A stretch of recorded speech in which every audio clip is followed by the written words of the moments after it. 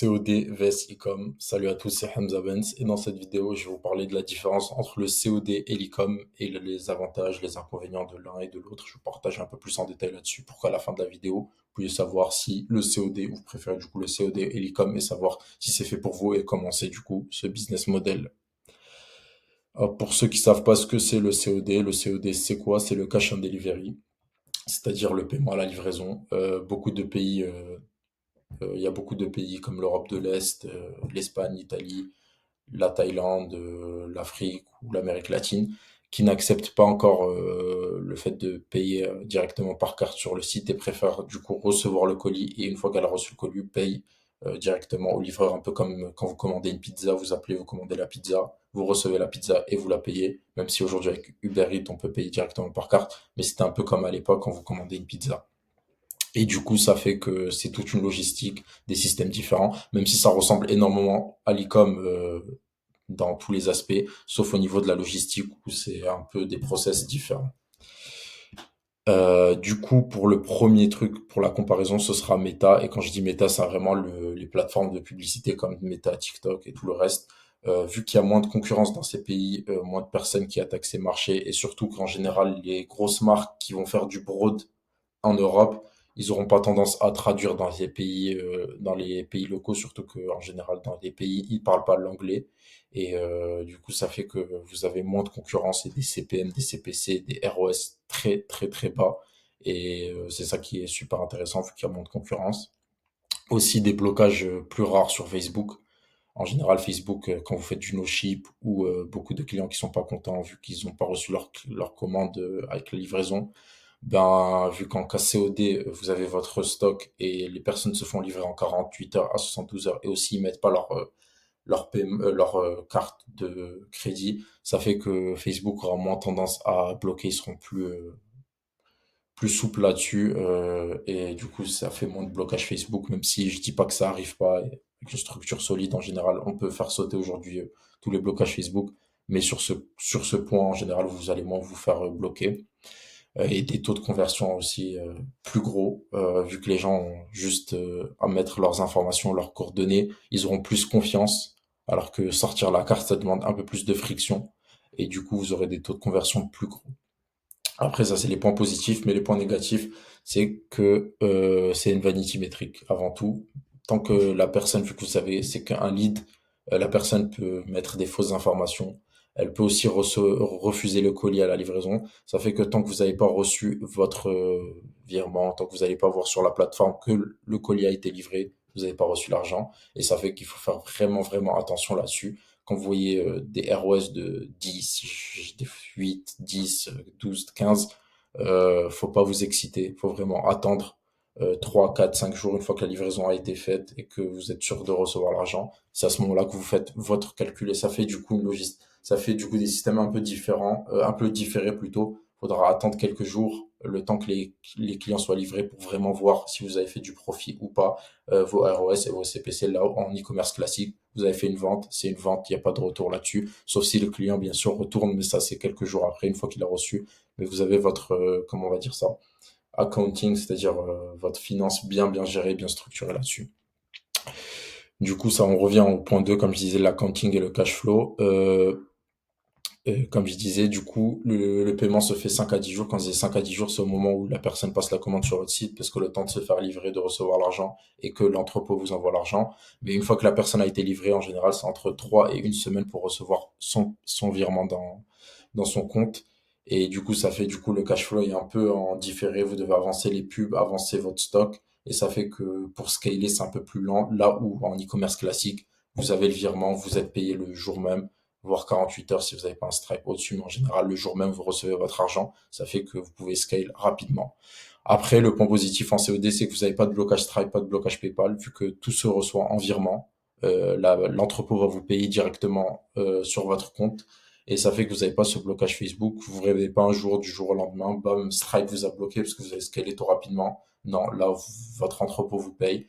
Et en général, vous avez zéro blocage. Peut-être blocage de banque, mais en général, ça arrive jamais si vous avez une structure très très bien solide. Stock et marge. Le dropshipping classique, en général, ça vous demande pas surtout l'e-com, je sais pas, de ce que j'ai compris, c'est qu'ils achètent du stock et vous les mettez chez votre agent. Mais en général, pour le dropshipping classique ou le print on demand, vous n'avez pas besoin de stock. Ça fait que vous pouvez scale super rapidement le nombre de commandes que vous voulez. Là où en COD, vous devez acheter du stock, l'envoyer dans votre entrepôt 3PL qui va s'occuper du coup de récupérer, d'envoyer les commandes et récupérer l'argent. Ça nécessite un stock de départ, ça nécessite un peu d'investissement de départ. Après, si vous faites bien les choses, vous pouvez acheter des stocks pas très chers. Du coup, ça, c'est un peu le point négatif là-dessus, même si c'est pas vraiment un point négatif, parce que si vous voulez faire une vraie brand, faut toujours acheter du stock. Du coup, voilà là-dessus. Après, pour ce qui est des marges, en général, en COD, on tourne autour de 25-40%. Des fois 20 quand vous scalez très, très, très agressivement. Si vous allez vraiment agressivement, vous faites des gros chiffres, mais en général, c'est autour de 25 à 40%, voire plus des fois. Et c'est ça qui est intéressant, c'est qu'en COD, vu que vous achetez le stock de départ, vous aurez des prix moins chers. Les prix d'achat, les CPA, sont très très bas et du coup, vous avez des marges plus grosses. Là où en dropshipping, c'est à 15 à 30%, même si des fois c'est un peu plus avec du recurring, mais en général, les marges qu'on entend en général sur le net, c'est entre 15 et 30%. Voilà là-dessus. Pour ce qui est des marchés, les marchés du cash on delivery, pour ma part, je suis spécialisé en Europe de l'Est et là, je vais aller attaquer l'Espagne. Mais sinon, vous avez Europe de l'Est, ça fait énormément de pays. Vous avez l'Espagne, vous avez l'Italie, vous avez le Portugal, vous avez l'Ukraine, vous avez aussi l'Afrique. Quand je dis l'Afrique, vous avez l'Afrique du Nord, tout ce qui est les pays du Maghreb, vous avez aussi les pays d'Afrique subsaharienne. Ensuite, vous avez l'Amérique latine. Beaucoup de pays en Amérique latine payent que en COD. Vous avez l'Asie comme la Thaïlande et vous avez l'Inde aussi.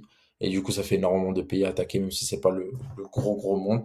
Là où en e-commerce, vous avez le monde entier, même si vous aurez un peu plus de freins dans les pays en COD. Mais le marché en général, si vous voulez vraiment faire une grosse marque, vous avez une ambition très très grosse, euh, aller sur le monde entier. Mais si vous voulez vraiment faire du cash le plus rapidement possible, le COD est meilleur pour vous. Le scaling, voilà, pour ce qui est du scaling, c'est un peu plus lent pour un COD. Comme je vous ai dit, du coup, faut attendre que vous recevez votre argent. Vous devez aussi avoir un stock de départ, ensuite réinvestir dans du stock, parce que tant que vous n'avez pas, le stock sera proportionnel à votre scaling.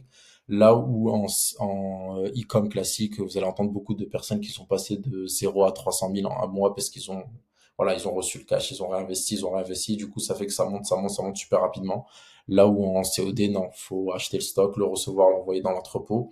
Si vous avez un gros cash flow de départ, et c'est ce que je vous conseille, beaucoup de personnes vous dire, vous n'avez pas besoin de beaucoup d'argent pour commencer en COD, mais comme on dit cash en delivery, il vous faut du cash, et plus vous avez du cash, plus vous pouvez scaler rapidement. Du coup, si vous avez beaucoup de cash, en général, c'est plus intéressant pour vous, même si vous pouvez commencer avec peu d'argent, mais le scaling sera super lent. C'est-à-dire que vous devez attendre d'écouler vos pièces, prendre ce profit que vous avez gagné plus le stock de départ, réinvestir petit à petit. Mais ensuite, c'est exponentiel, les choses se feront exponentiellement.